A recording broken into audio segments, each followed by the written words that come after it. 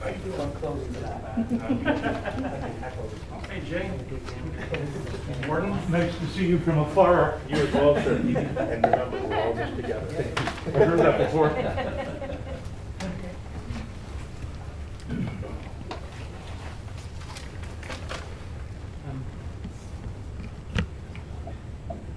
Okay, good afternoon, everyone. Thank you so much for joining us today. My name is Sarah Gill. I'm the manager of communications here. And today's event is going to launch Peterborough Public Health Strategic Plan. This is the strategic plan for the next 3 years, so until 2025. And we're joined today by Dr. Thomas Piggott, who's going to provide us with some information about the strategic plan and a high-level overview. We're also happy to be joined by some of our elected officials who are going to say a couple of remarks. And very honored to have Elisa Johnson with us, who's going to be opening for us today. So a couple of housekeeping items. We will do some media time at the end, and we are live right now, so if you want to look into the camera, there are people watching.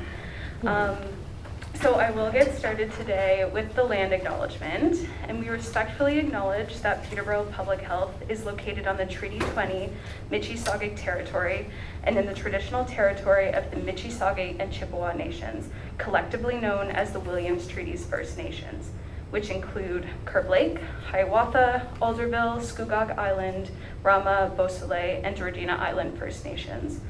Peterborough Public Health respectfully acknowledges that the Williams Treaties First Nations are the stewards and caretakers of these lands and waters in perpetuity, and that they continue to maintain this responsibility to ensure their health and integrity for generations to come. We are all treaty people. So moving on, I'm going to welcome Elisa up, and you can start.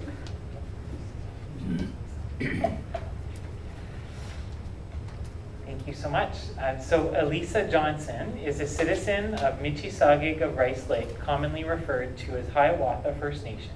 She is a knowledge keeper and works with Correctional Services Canada as an elder working with Indigenous inmates. She has a varied background, including time working in women's health as a senior policy analyst for Health Canada. Culture, spirituality, and traditions are the major aspects of her work and personal life. So thank you, Elisa, so much for being here with us today, Miigwech. And I have this token.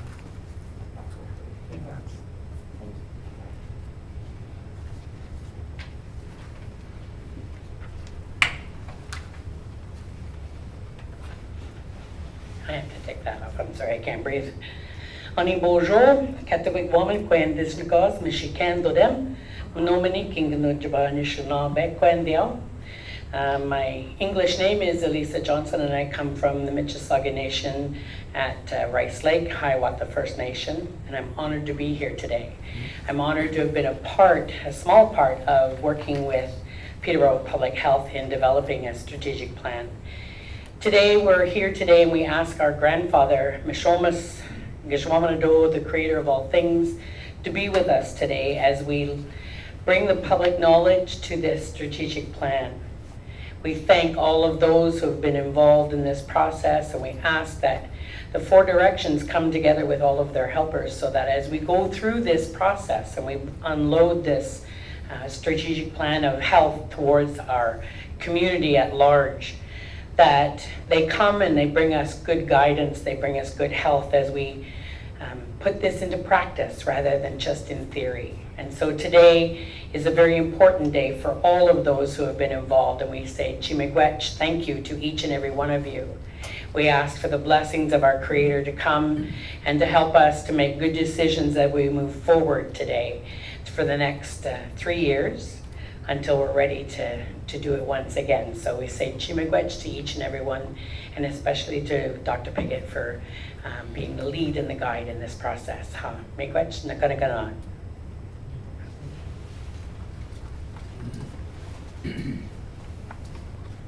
And Chimigwech, Elisa, thank you for being here today and welcoming us. So we're going to move on to Andy Mitchell, board chair, who is going to say a few remarks. Thank you very much, Sarah. Thank you, Alicia. And thanks to all of you for being here today. I want to begin my comments by thanking our staff, our stakeholders, members of the public, Our board representatives from Curve Lake, from Hiawatha, from the City of Peterborough, from the County of Peterborough, and from the Province of Ontario for the work that they have put in preparing this strategic plan. The Peterborough Public Health Board has been aware and very appreciative of the extraordinary effort our staff has put into responding to COVID-19. The board felt it important, however, that one of our first priorities as we return to the new normal was to renew the strategic plan. Preparation of the plan began in 2018, was first interrupted by modernization, and then by the pandemic, and is now in 2022 finally been completed. The board has approved the plan that is being released today. It charts a path forward for public health in terms of our team, our community, and the broader health system. The plan outlines how, by investing a small amount in upstream prevention, we can not only save lives, but also substantial treasure as reduced primary health care costs. The old expression that an ounce of prevention is worth a pound of cure is so absolutely true when it comes to public health. The plan is anchored in our values of teamwork, advocacy, excellence, and respect, as well as our determination to ensure that equity flows through everything that we do. As I prepare to step away from my duties at Peterborough Public Health, it is a document I am proud to pass on to my successors. To the board, to Dr. Piggott, and to the whole team at Peterborough Public Health, thank you for your work on this plan. Stay safe, be well, and in all things, be kind. Thank you so much, Andy. So we do get to move on to Dr. Piggott, who is going to share the strategic plan. Good afternoon, everyone, and thank you so much for being here. Thank you especially to our community leaders that have been able to join us this evening to unveil our new strategic plan. 3 years this winter. The time warp of COVID is quite something, isn't it? On March 15th, 2020, my predecessor in Peterborough Public Health, led by Dr. Salvatierra, announced the first case of COVID-19 in our region. The years that have followed can only be described as a journey for this organization, for our staff, for our partners in the community, and for all of our community members. From the contact tracing work, organizing testing clinics in the early days, leading a robust vaccination effort, Peterborough Public Health has been incredibly fortunate to work with such amazing partners and in this incredible region and community over the past several years now in the response to COVID-19. In Canada, we have surpassed 44,000 deaths due to COVID-19. To put in context, this is more deaths than occurred in combat for Canadians in World War II. Here in our region, our small region and close-knit community of the Peterborough Public Health region, we've now reached 99 deaths due to this virus. I send my most heartfelt condolences to all of the families and the friends of everyone who's lost a loved one or who has had illness through this pandemic. But I also send my condolences and thoughts to those who have lost loved ones to other public health crises, things that are preventable. The drug poisoning crisis and the acceleration we've seen in the last few years come to mind. Finally, I want to send my compassion and love to all those who have struggled in countless ways over the past 3 years. I'm sure you all see a society in some ways more divided than we began the pandemic, but in some ways closer as we've pulled together to respond to the virus and to save lives.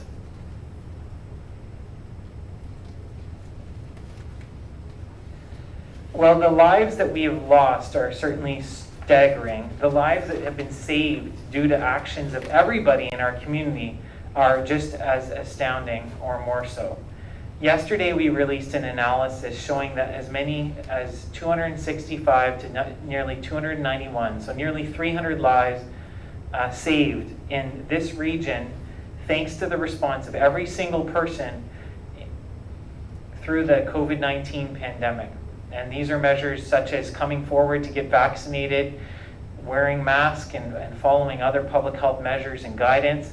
All of these preventions collectively, the work that ourselves and partners have done, but especially the work that each and every one of you in this region has done, has played a tremendous role in saving a countless number of lives.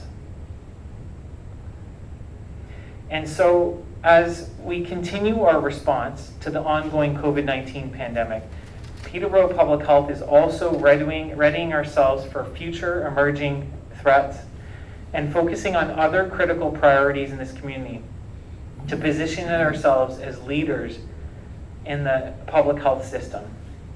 At the beginning of 2022, with the direction and guidance from our Board of Health, we began the process of developing a new strategic plan that would guide us over the next 3 years.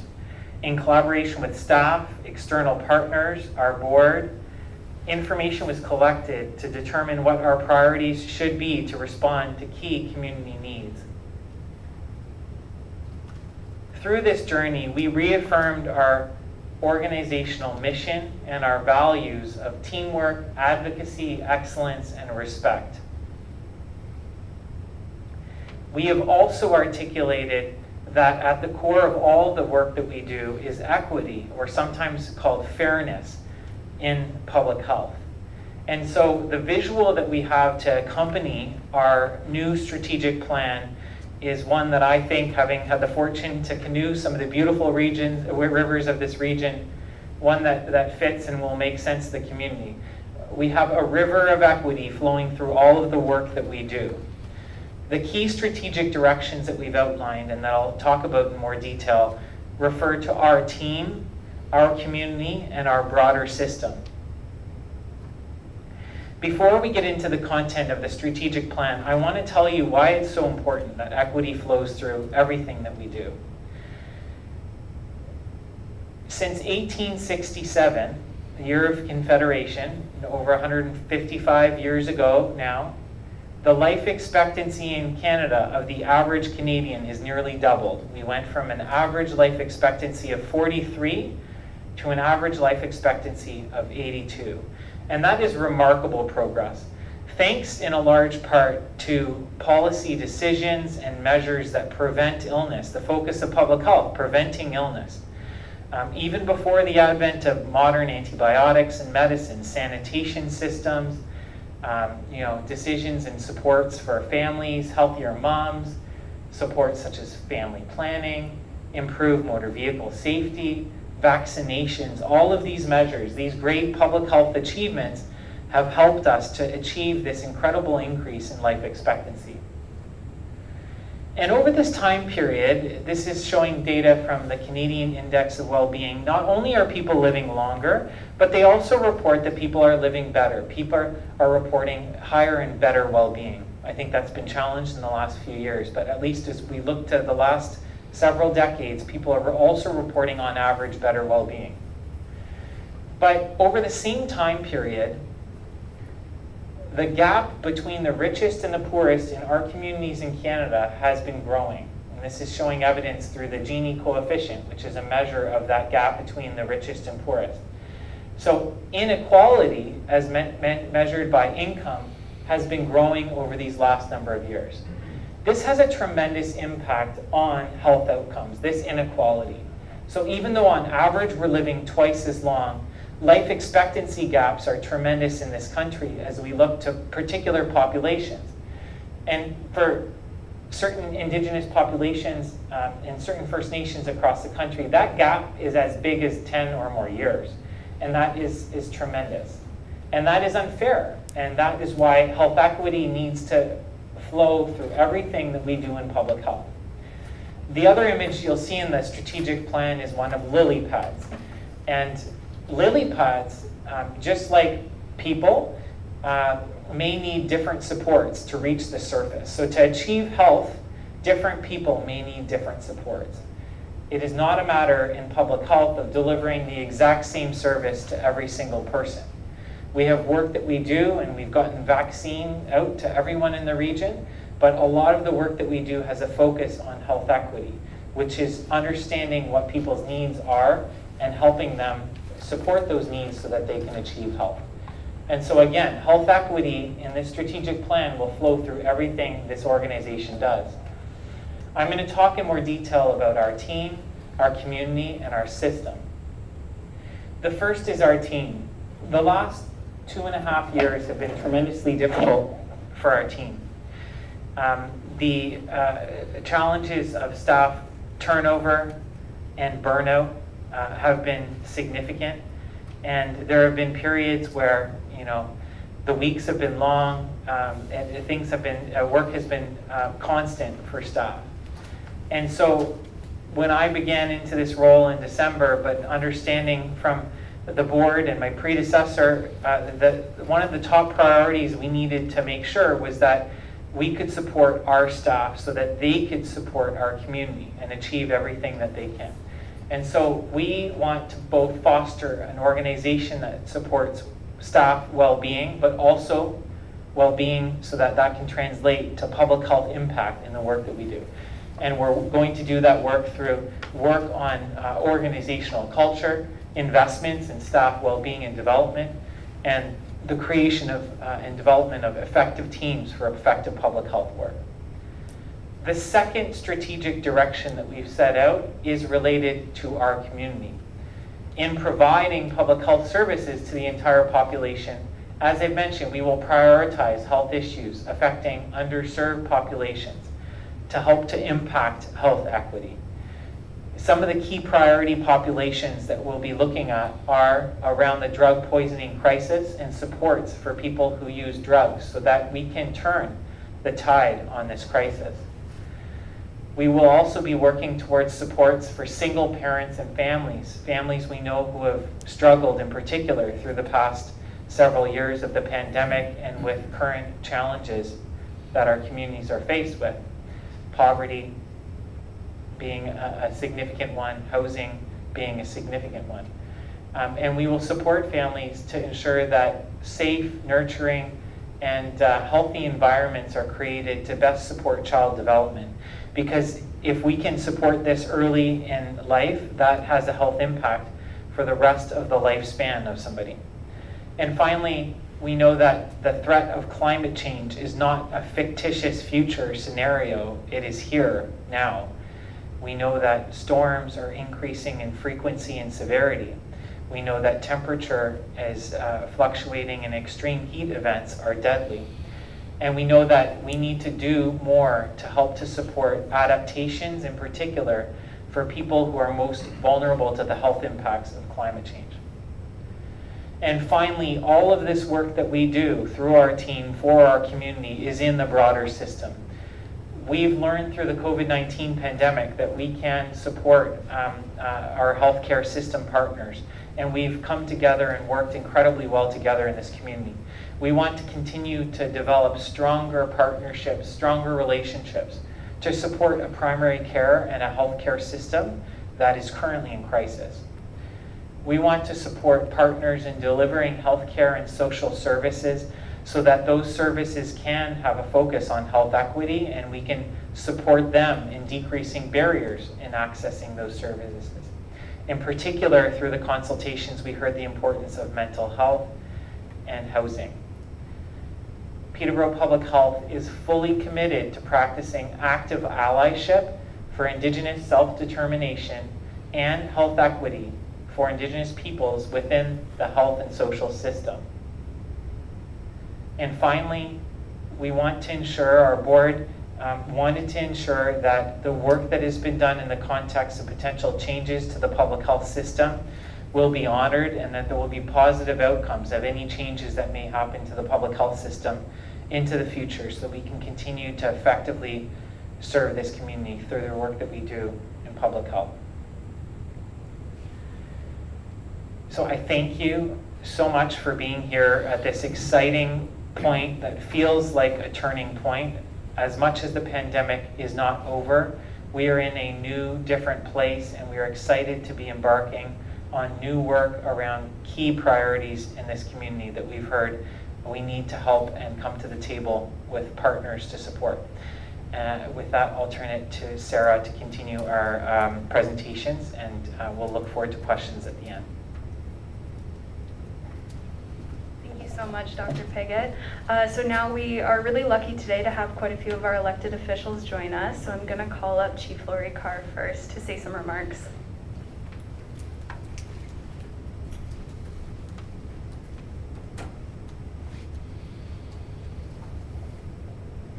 Miigwech. And first, Miigwech for the prayers in the opening and the items that you have in the room with us. Anibojo, Wawash Kashto Dem, Megase Kwedishnakas, Lori Jaganash Nozwin, Michasagi Nishna Beendao, Gima Hiawatha. Good afternoon, everyone. I am from the Deer, or the Hoof clan, and my spirit name is Eagle Woman. My English name is Lori, and I'm Michisagi from Hiawatha First Nation and chief of our community. And before I started, I would like to, I was always taught to give thanks first. So I would like to say Miigwech, Dr. Piggott, and to your staff, and to the board, and to our board member, Catherine Wilson, who's also a council member in Hiawatha, to say Miigwech for all that good representation you give to us, for us, Katie, to us and for us, and to the relationship and the help that we've received over these past, especially these past 2 to 3 years. So Miigwech for all that, and the hard work of your staff who've had to go through a lot. So, with the relationship that has been built with Peterborough Public Health, Hiawatha, and the board members, we actually have an opportunity to work with the Board of Health and to be seen and heard over these past few years. And the work continues organically, but it is also further recognized and committed in the 2022 to 2025 Peterborough Public Health Strategic Plan. And it goes to show the strength and respect of the relationship we have built, which is rarely seen among First Nations and public health. And the Truth and Reconciliation Commission has 94 calls to action. 7 of these calls to action are under the area of health, numbers 18 to 24. These calls to action speak of acknowledging the current state of Indigenous health in Canada, to recognize, respect, and address these distinct health needs of Indigenous peoples. And this plan is doing that. And we support the plan. We are proud to be a part of the plan as it's moved forward and been put together, because more importantly than public health acknowledging and recognizing the state of our health, you have actually put this into action through this strategic plan. And those are the outcomes we are looking for, and in addressing our distinct needs. And so we're honored to be, as I noted earlier, to be a part of that, and to have Catherine Wilson on the board as our rep. And so we support this, and we are very proud of the positive relationships we've built with everyone in this room. And I do want to comment, I do want to comment on some of the pieces you spoke of, Dr. Piggott. I remember actually in 2007 or 8 when I was first elected, and I was with Chief Knott, and we were at the public health at the old site, and the Minister of Health was there. And I remember saying, our citizens in our community are dying at the age of 61. So you were pretty close in that. And so that is the health inequity that First Nations have. And to talk about those children and building this strategic plan, so we have this for our children. We talk about those 7 generations. We all have a 7th generation. Let's do that for them. Let's build this relationship. Let's build this good health. Let's build the world they want to live in. And when we talk about climate change, and the land and the waters, and that's the work that we do as Indigenous people that everyone should do. But we also talk about we are borrowing this place from our children, from our 7 generations. And as we move forward, that we keep that in mind, that we are just borrowing this place that we live. Miigwech.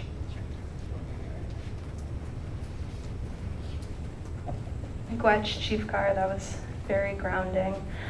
We are moving on to Chief Knott, if you have a few words you'd like to share. Just a few.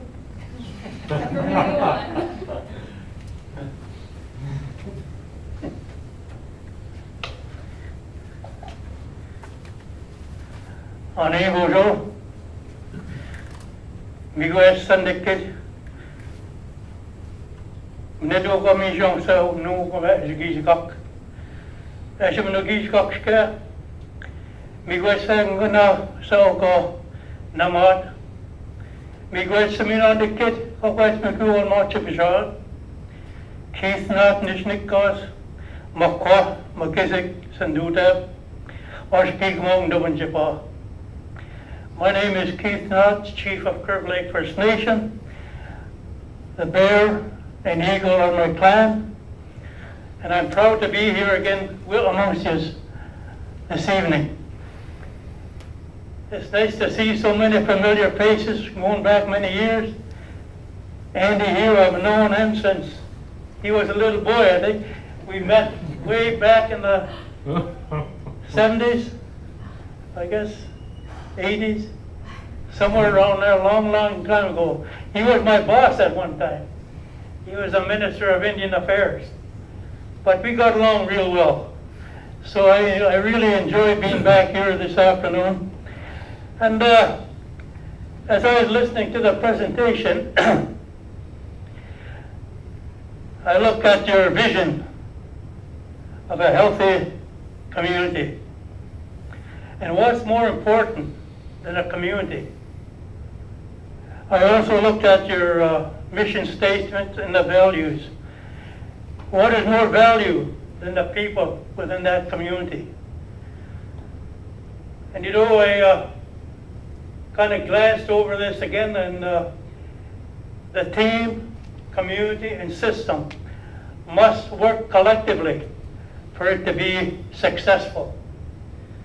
And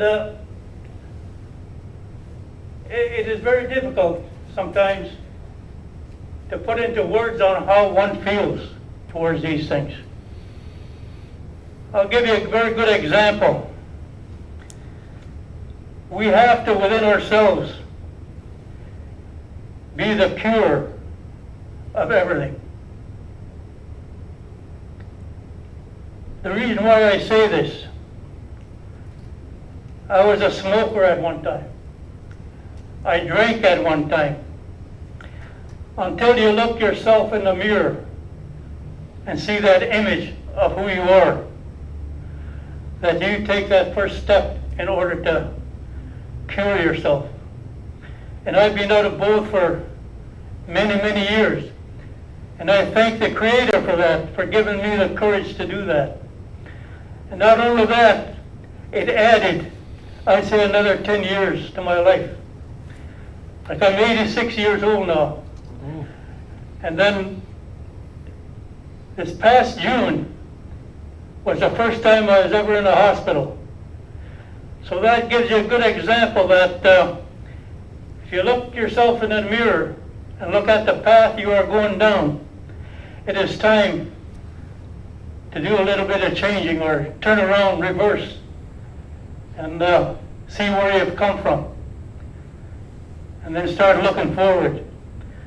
I have a beautiful family, grandkids, great-grandkids, children, you know, and that's the inspiration. And my community also is the inspiration. And sometimes I say is a prescription for me to continue what I'm doing. Because they give you the energy and the satisfaction of getting up in the morning and start moving forward. But we got to look in that mirror first to see exactly who we are.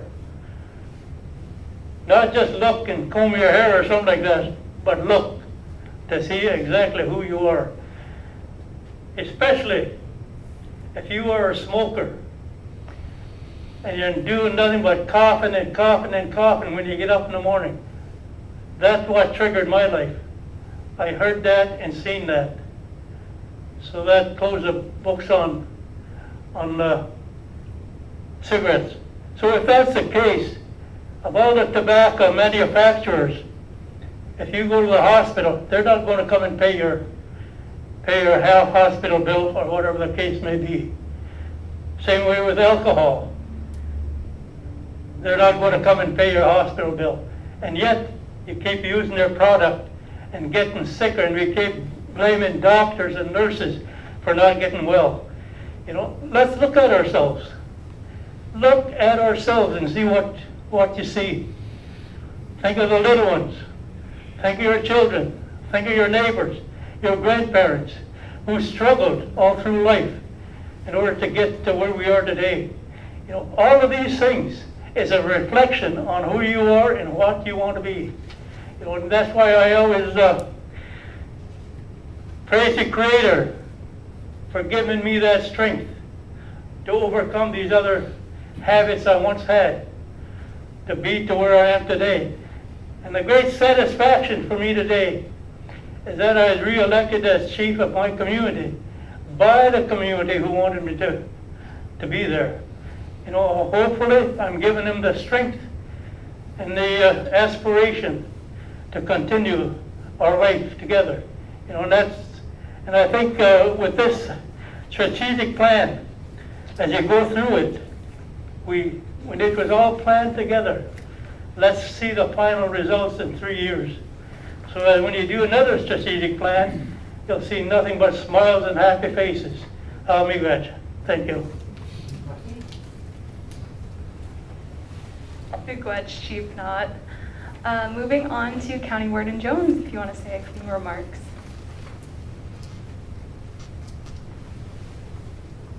Wow, that's a pretty hard act to follow, isn't it? I'm still trying to picture Andy as a little boy. I'll get there sometime. You know, on the way here, I guess the word that came to my mind was lucky. When you look back at it through this whole COVID mess we've been in, how incredibly lucky our whole community is that we had the work of Dr. Salvatierra, the work of Dr. Piggott, the work of the staff within this building. I know what they went through, believe me, first-hand knowledge of that.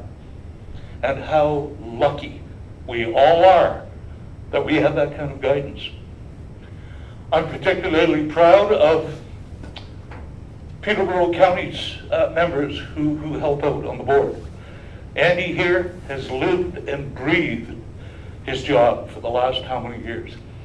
I see Matt as well. He's been very committed. Bonnie Clark was another one of our representatives.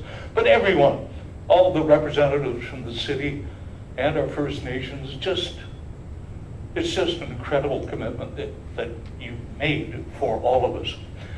Dr. Piggott used the river as a reference. And you know, the river flows through all of us. It doesn't matter about these man-made boundaries, whether you're in the city, the county, or some other county, or it doesn't matter. The river doesn't care.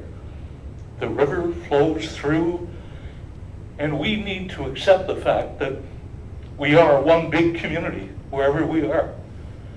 I often use my 30,000-foot analogy.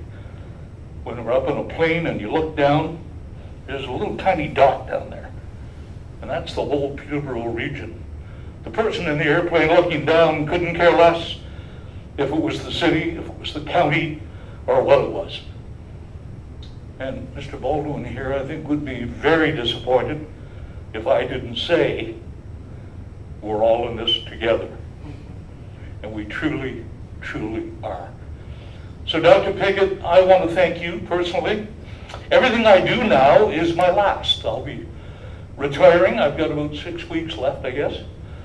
Being warden has been the highlight of my life. And it's because of people like you, and it's because we can indeed work together. I'm very proud of everyone. So on behalf of Peterborough County, let's keep flying down that river together. Thank you. I've got an extra one of these if you want. Thank you so much, Warden Jones. So Mayor Tyrion was unable to be with us today, but she did provide a bit of a video. So if you could assist me there.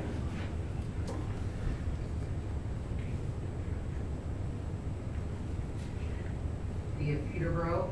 Sorry I couldn't be there with you today. I'm in Cornwall for the Ontario East Municipal Conference, but I wanted to send a big congratulations on the launch of your new strategic plan. I know that it's been a lot of work, on top of all of the work that you guys at Public Health have been doing over the last couple of years with the pandemic, which is also on top of all of the other work that you do to make our community a better place.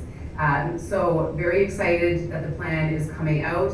I think it's amazing focusing on the team, the system, the individuals. We know that the social determinants of health are such an important piece in the development of our community and the well-being of the people in it. So I look forward to continuing to work with you, and the whole team at Public Health just wanted to say thank you so much for everything that you do. You guys are amazing. Well, thank you everyone for being here today. We do have a few moments left for some media questions, and Alex, I think you're up. Oh, sure. Yeah, so I kind of had like three there, but the main one was kind of, for example, you guys talked about the health gap or life expectancy gap between Indigenous peoples and non-Indigenous. What kind of specifically are you guys going to do to try and, I guess, close that gap? Like, you guys kind of talk about wanting to fix it, and that's part of the plan, but what specifically? Dr. Piggott? Yeah, I can take that. Thanks, Alex. I think that what we want to do is both direct work that we will do through services, and we can speak about Indigenous populations specifically, but it also relates to other key underserved populations. And that includes trying to provide and decrease barriers to services. Through the COVID-19 pandemic, that's been working in solidarity, supporting prioritized access to vaccination, access to vaccine clinics locally. It relates to other programs, and I think we need to look long and hard at all of the services that we actually provide and think, how can we make these more easily accessed and supportive? But it also is the work that we do beyond service delivery at the policy-related level, and how can we support policies that do start to address these health inequities that we see, whether it's related to life expectancy or other ways in which different groups of people have different health outcomes. And those policies include working in support with others who deliver services that impact health. We know housing impacts health. We know education impacts health.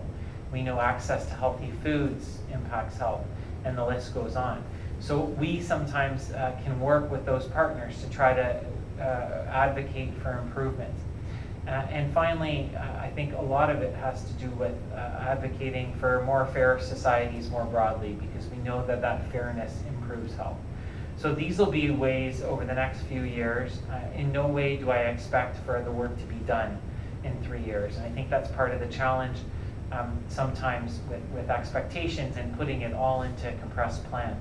I deeply appreciate Chief Carr talking about our children, but 7 generations. And a lot of what public health does is not measured over weeks or months. The impacts of the work is measured over decades. And I think we need to be thinking decades ahead, but the work starts now, and we hope with this strategic plan it starts here. Yeah. Kind of in a similar vein, I actually was just wondering, like, I guess specifically, like, what were you guys thinking of doing for helping with the poison drug supply, for example, like more safe consumption sites, or like what was the plan there? So I think as it pertains to the current drug poisoning crisis, which has accelerated significantly in the country, but twice as quickly here in the Peterborough Public Health region as elsewhere. What we're first and foremost going to be doing is improving engagement and listening to people who use drugs, listening to people from that community. In the same way that solidarity and engagement is important for other communities, for the community of people who use drugs, there are a lot of solutions and opportunities to listen and do what we are hearing. Including this CTS, which has been driven by the community of people who are now using, and lives are being saved through the current CTF. So the actions that we outline in the strategic plan relate to developing a scorecard on strategies in response to the drug poisoning crisis, in particular practicing active allyship for Indigenous cultural perspectives on harm reduction more broadly in the response to the drug poisoning crisis, working with partners and increasing capacity for advocacy by people who use drugs in informing the response to the crisis. And finally, looking at all of the services we provide. We were a supportive partner to the Consumption and Treatment Services site, the CTF, but it is run by another organization, by Forecast, and there are other organizations that run important services here. But how can we partner and support that work, and also look to our services and perhaps pilot offering services within, whether it be vaccination or other services? How can we work with those sites to really improve access to public health more broadly for that really important population during a crisis? I guess just the final question I had, and I'm not sure if it can even really necessarily be answered right now, because I'm not sure if, like, it sounds like a lot of this plan is kind of like in development. Basically what I'm kind of getting from this, a big part of the plan is going to start off with you guys kind of reaching out to communities and kind of figuring out the best way to do that. But how much is the plan supposed to expect to cost over this 3-year period? And do you guys have a breakdown of how that money is going to be divvied up, I guess, for lack of a better word, or distributed? Thanks, Alex. Maybe I'll start and then I'll turn it over from a governance perspective to our board chair. So the plan at this point is the high-level guiding document to guide the work that we'll do over the next 3 years. We're currently working on an implementation strategy with our staff, because as you can tell, there's a lot of different pieces that involve a lot of different staff, to figure out what other pieces and what work needs to change. There's a lot of work that we do. There's a lot of continued demands of COVID. That is a journey. It's not a switch that gets flipped and all of a sudden we're in strategic plan mode. So we're anticipating that there will be some programs, services, and work that we do that will have to be shifted and changed so that we can focus on these priorities. We're anticipating that continued support of our funders, of our partners, will lead to opportunities to do some of this work. And in some ways, this will be the work that we'll have to be doing over 3 years, is figuring out what the cost of different pieces are, where we can find efficiencies or redirect current resources, and working with our governors, with our Board of Health, to be able to work towards the goals that we've now set out for ourselves. So I don't know, Andy, if you'd like to add. Just a little bit. So one of the things that's really critical for the board when it goes through its annual budgeting process, where it's going to be making decisions about where to place its resources, is to have a context within which to make those decisions. So the idea of the strategic plan, it lets us know what our priorities are.